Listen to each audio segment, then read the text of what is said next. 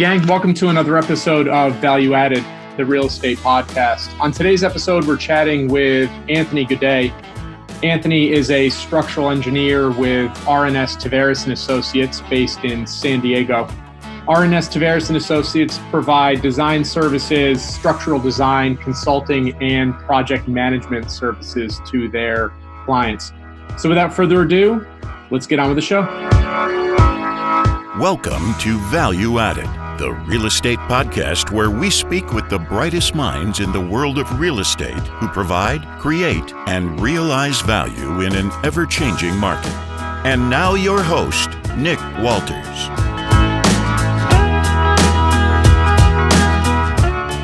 Generally, I was just going to totally wing it, but let me know how you want to approach it. Yeah, no, we're live right now. Yeah, let's go live now. I mean, this is how we start. Right. We just we had a phone call last week, and we were talking about the conversational nature of this show. And we don't really have a structure format, but okay, I love it. Yeah, no, it was good to chat with you last week, and looking forward to our little session today or this morning. You're in San Diego time, so that's right. You're just now waking up and enjoying your coffee in your kitchen there, and we're ready to rock. But great to have you on. Tell the listeners a little bit about your career up to this point. Sure. So I have a progression coming in from. I have an engineering background academically. And complemented that with a bit of business. And over the last, it's already been 10 plus years or so, worked my way from being on the buy side, making investment decisions for real estate anchored funds, particularly in hospitality and healthcare at the time, and then progressively made my way through down the value chain all the way through asset management, project management, and program delivery. And finally, the last sort of piece has been a mix of operations and research specific to delivering the built product as a construction manufacturing solution. So just a really sophisticated way of saying how can developers that have a lot of pipeline build ultra effectively, I suppose. And that ties into a lot more of designing systems that apply to whatever asset class they're in. If they're in multifamily or hospitals or healthcare or whatever it might be, they tend to design structural systems that they can combine and put into production. So I deal with developers, institutional entities, whatever they might be, looking to churn out hundreds of units on a repetitive basis. They might have 9 or 10 projects spread across the country. So we're licensed in 43 states, and that's how we serve that client base. And my career progressed at that point because I always kept in mind that original service, or what was really lacking at the investment level, that visibility through delivery of a project. So now I find myself at an engineering firm designing those systems for fabrication. Gotcha. So you guys are licensed in 43 states. Why not the other 7? I think it's just a constraint of paperwork.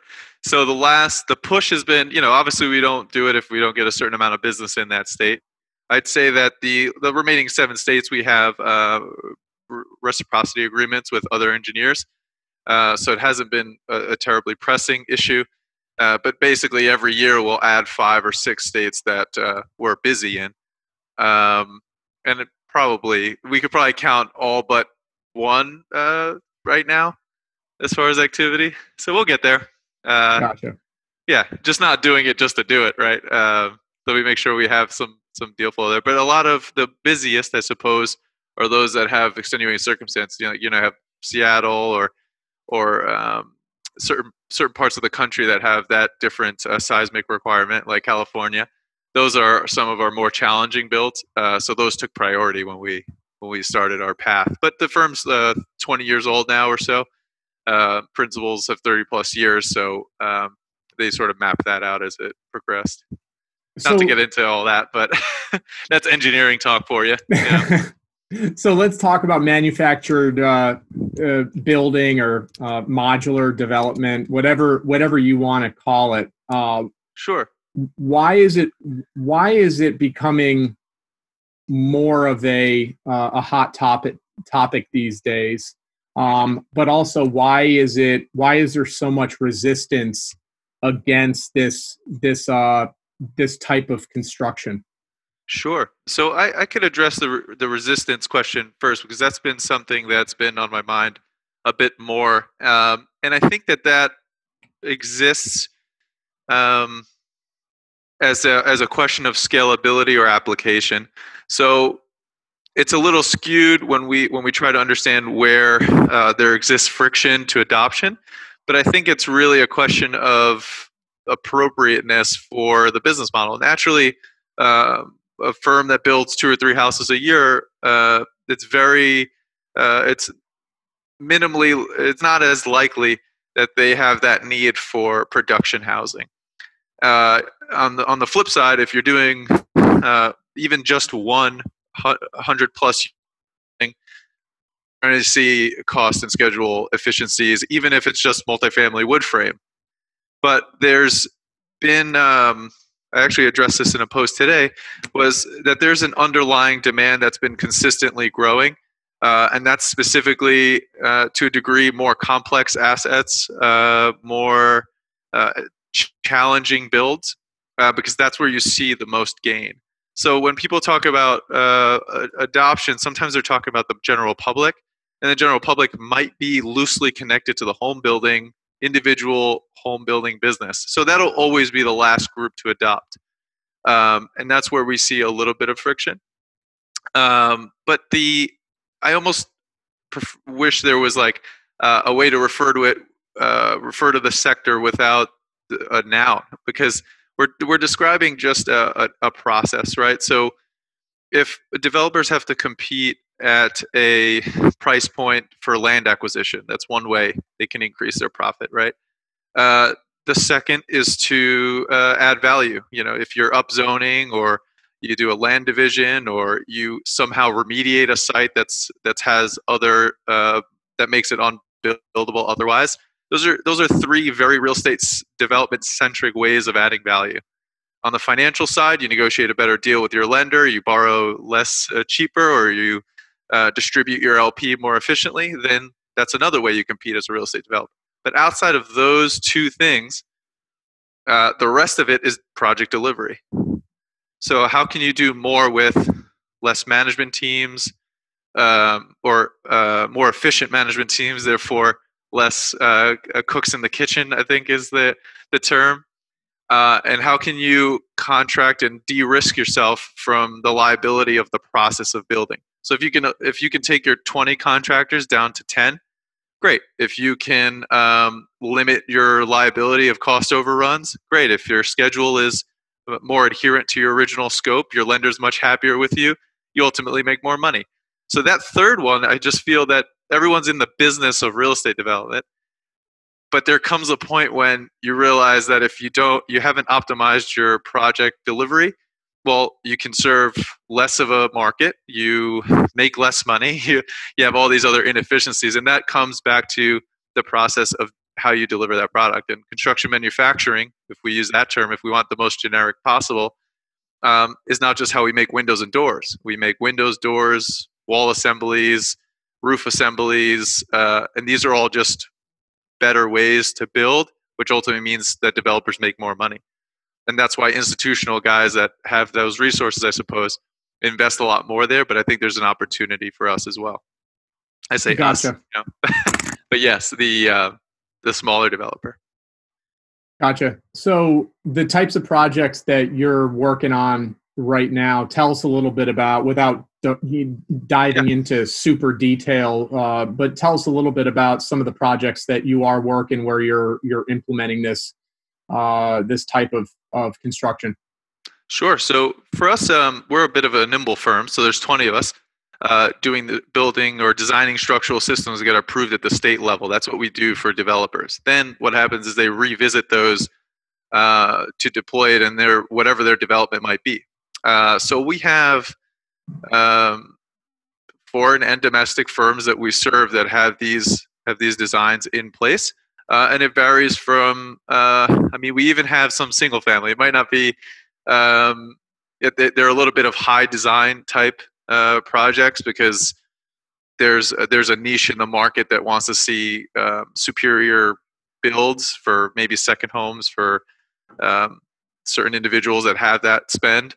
But a lot of, I'd say the other 80% of the firm, we work on a variety of assets from multifamily to cold storage, data centers, emergency facilities, subsea, mining.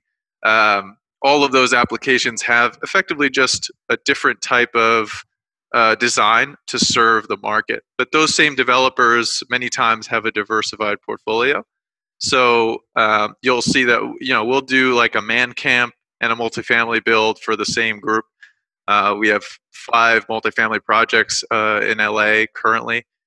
On the East Coast, we're looking at temporary housing. So it's been a very new market since COVID because we've seen a big uptick on particularly public entity spending with regard to crisis management. So we're in all these verticals. And what happens is many times we stumble upon design efficiencies that you find, say, in trying to churn out multifamily housing in 8 weeks, and get it approved at the state level that we otherwise maybe wouldn't have done if it wasn't for the sort of time pressure that we were under recently. So we're exploring a lot of tech, and just as a design firm in general, it's just a whole different expectation when you're in this space. So yeah, we're in I'd say 5 or 6 different asset classes right now. So your developer clients that you're working with, do you have developers that are diversifying their construction techniques? You might have developers, depending on the size and scope of their developments, are still building. They probably have some of their portfolio that's stick built, some that's concrete and glass, and then you have the prefab component. Do you have clients that do diversify just based on the each individual project that are still using various construction techniques? So I have to say that we've seen that decline over the last several years, and they just as the system gets perfected and they have their preferred fabrication facility, or maybe they own a fabrication facility, or there's all sorts of different structures. But for the most part, as after that first, second, and third project, when the system has been pre-designed to a degree and they've had a successful relationship with a fabricator, you'll see them go back there because it becomes a negotiation of volume and scalability. So ultimately, they phase out that on-site work. So on-site work always, I don't want to give the wrong impression, there's something called level of completion. And every firm has a different strategy. Some just want a very low level of completion, which means the site work of installation of, say, plumbing fixtures still has to happen. And others that have the furniture mounted to the floor. And some are just more common in some industries versus others, like places that make sense, right? So if you're building a hotel in New York, you're going to get everything anywhere other than New York because you want those cost efficiencies, and then you just try to make the unions as happy as they can be if they're involved. And if you're, say, doing man camps, it might make sense to have a crew on the ground to just do fixture installation because your relative access to labor might be different. So every sub-market, every developer, project by project, region by region, has their own independent strategy. But there's always a fundamental, as soon as they figure out at least the structural component and realize that you can revisit the same system and not have to design every time from scratch, that developer goes away from any sort of purely craft building is the new term I've been using for it, because you start from scratch again. And so, you're looking at duplicating your design costs every time. You're looking at starting those negotiations based on material costs every time from the beginning. Whereas if you just call that same fabricator you just worked with, they might have a better indicator since they buy, 100 times the lumber you do, what it's going to look like in 6 months. Your number is a bit more accurate because you're going to someone who does only that. And you're a real estate developer leveraging effectively that supply chain, procurement, all the things that happen behind the scenes. It's almost like developers that function purely on site are business entities, maybe with a financial expertise, maybe acquisitions is their strength, fundraising is their strength. But that fabrication facility is the opposite of that. And that's why you see a lot of developers opening fabrication facilities and otherwise going downstream and upstream from their core service. And that's where a lot of our clients have fabrication facilities and are developers and have fabrication arms. So it's not necessarily mutually exclusive. Hopefully I answered your question somewhere in there. Yeah, no, definitely. With the rising cost of construction, traditional construction techniques, the costs are rising and rising. It feels like daily. Yeah. The fabricated route is going to ultimately decrease your construction costs. Talk to us a little bit about going a modular prefabricated route versus more traditional construction. Talk to us a little bit about what developers could expect to see with regards to the cost savings. Okay, so yeah, I think that so it comes down not to there's no way to avoid the cost of lumber when lumber goes up, right? You can only leverage partnerships that perhaps do more purchasing or have taking advantage of, say, the tariff or the new legislation around imports from Canada or whatever the new procurement science is. You can only leverage that, right? So it comes more of a question of cost control rather than reduction, right? Because you're not going to build an inferior product. There's no reason to. The manufacturing process just lends itself to partnering with someone in the supply chain. So ultimately, and of course, it's not just, it's supply volatility has been a wild, wild ride. I mean, lumber, yeah, it's been wild. And yet you try to control those through those manufacturing relationships. That's really what it comes down to. It's not an alternative build. It's just a process that hones in a bit more on controlling that volatility. And that's where it's much more on the radar, say, than a part-time builder or a small multifamily development client, because they don't maybe that lumber price only takes a $200,000 bite of their bottom line. That seems drastic, even for a small project. Maybe that's 10% of your forecasted profit. But if you're looking at institutional, you're looking at tens of millions per project, and to see that money flow out just doesn't make sense. So they tend to think a little bit ahead. It's like when you think of big builder like Toll Brothers, and they have a whole portfolio related to just hedging against lumber costs. I'd say at a very entry level, having a facility, having less contractors in the field, and having a facility give you that hindsight and focus on controlling those costs, even for a developer that might only be doing 100 plus units a year, that there's an immediate value there that definitely is worth revisiting. So yes, labor shortage is a major issue. Obviously, the challenges we had with COVID on-site, all of those lend themselves to off-site, which is why we see a lot of interest during this period. Like our industry, our firm even specifically has been growing a lot because we had a whole rehash of firms coming back and saying, okay, we have to give this another run because now it's not an option anymore. It's not an efficiency, it's a necessity. So that's been something that's been recent. With regards to construction timeline, talk to us a little bit about what a developer could expect to see with regards to decreasing his timeline if he were to implement a prefabricated modular construction technique versus more traditional techniques. Sure, I can speak to volumetric modular and flat packing panelized. So the recent studies, particularly one that's been cited a lot, has been by McKinsey, and I could probably forward you that at some point. Talk about 50% faster, which seems wild, and it is. But there's a sense of I always take those things with a grain of salt. So we know that that's the case, and at an institutional level, rather frequent, because say we have clients that have been building all of their projects using industrialized construction, experienced executives in that space. They've been doing it for a decade or 15 years.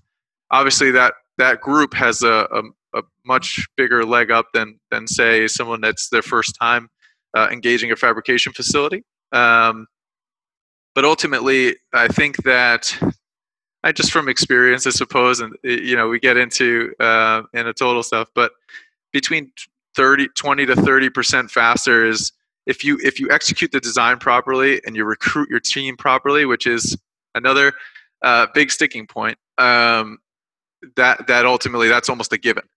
The 50% faster is you've optimized your systems, you know what you're doing, and that's why you never see those clients go back, because when you're talking about a $100 million project, 50% schedule cut is almost like you did another project in between there.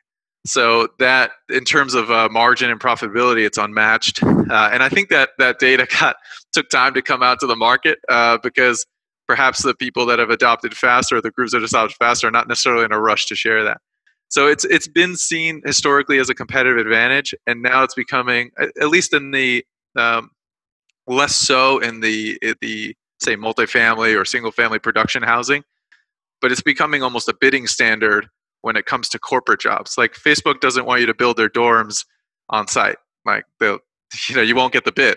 So there's a certain level of expectation from informed owners, and I think that's ultimately why I say this is not another cycle. It's somewhere around 2018, the investment in Offsite, which was definitely underreported, or we should use the term industrialized construction, because there's such thing as on-site fabrication.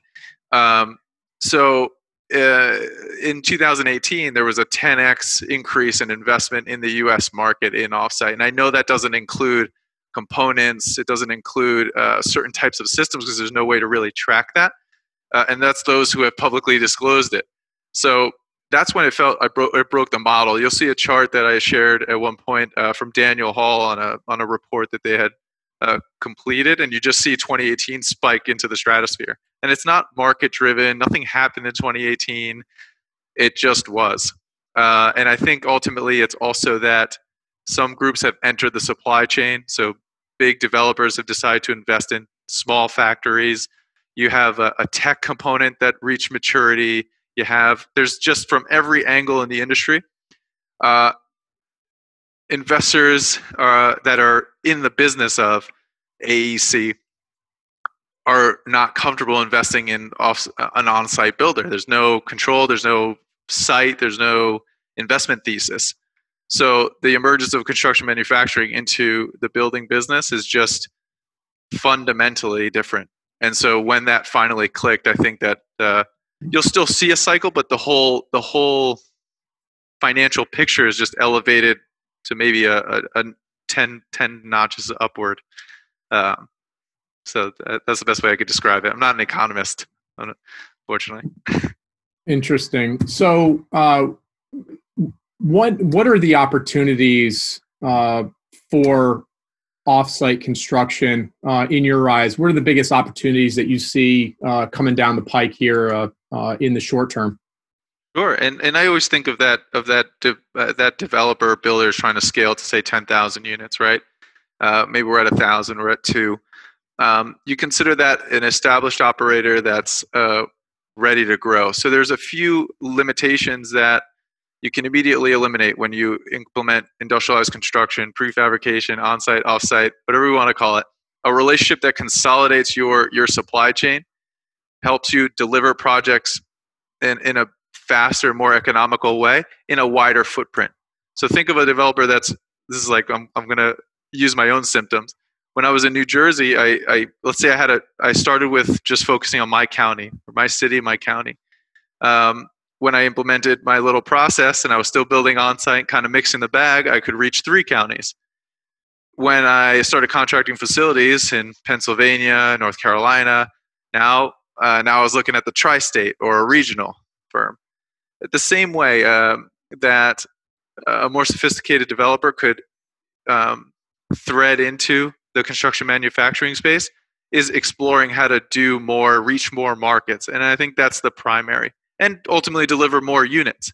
But let's think of it in terms of, well, that market's 3 states away. Normally, I don't have a chance at all.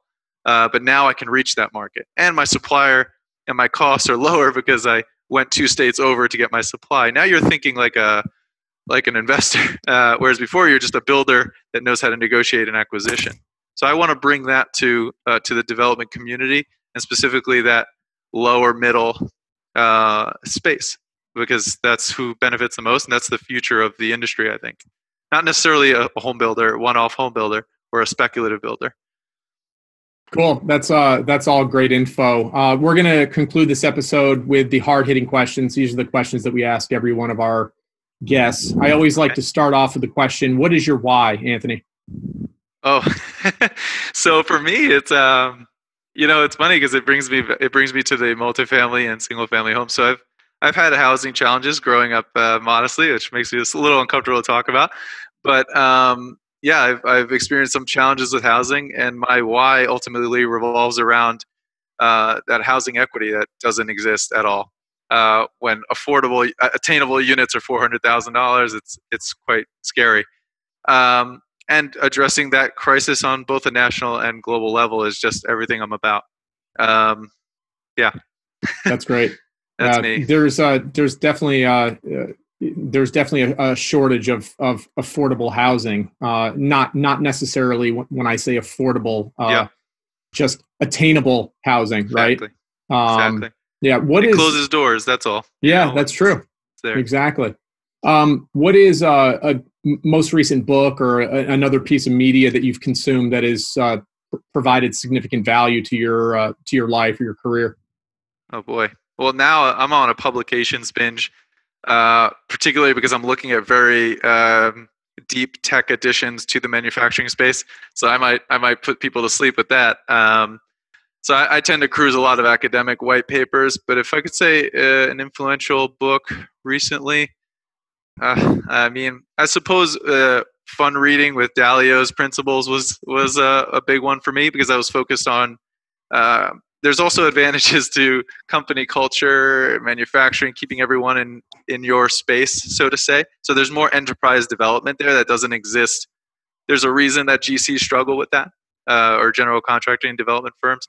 So I'm looking for those levers to pull as someone in operations that's in the offsite industry, because I ultimately look at the core organizational elements. So yes, Ray Dalio's Principles, he's a financial firm, but there's a lot in there culturally that our industry could really benefit from and attract people, clients, and future employees.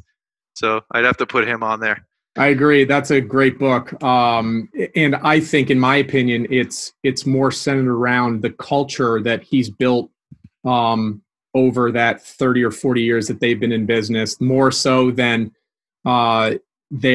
their overall investment thesis, right? Right. Yeah. That's everything. Culture is everything. And you realize that the more you mature into the space, there's only so much you can do with a company where alignment might be off, or there might be any other friction. That's somewhere where, honestly, it's probably 80% of what you do. And that's very, very important. So that book spoke to me very much. So. Anthony, how can our listeners learn a little bit more about you and your firm? Sure. I'm always on there firing off. I'm not a professional LinkedIn guy, but I engage quite a bit. And lately have been putting more and more out there. I'm kind of all over the place because my message, or I just put whatever's interesting to me. But they can feel free to look into us. And we're, of course, designing systems for everyone in the space to the point where we get effectively some projects will be retained by all firms involved. So from a business standpoint, we don't necessarily I could just provide sort of objective views on things, and I leverage that fact that I don't really, I'm not soliciting business from anyone, that anytime they want to ask me a question, I'm happy to field it publicly, privately. I use LinkedIn like AOL back in the day. I've messaged everybody individually and expand it out. But if anyone wants to do anything, I'm available. They can just find me. I'm Anthony Gude. So, awesome. Anthony, listen, thank you so much for the time. We greatly appreciate it. And again, thanks for adding your value today. Absolutely. Thank you. Thanks for listening. If you enjoyed this episode, please make sure to leave a rating and a review, which will help us introduce the podcast to other listeners. Also, don't forget to subscribe to our YouTube channel, which will give you access to other episodes you may have missed. Lastly, if you'd like to learn more about investing alongside us, then head on over to valueaddedpodcast.com. Have a great day, and we'll talk to you next week.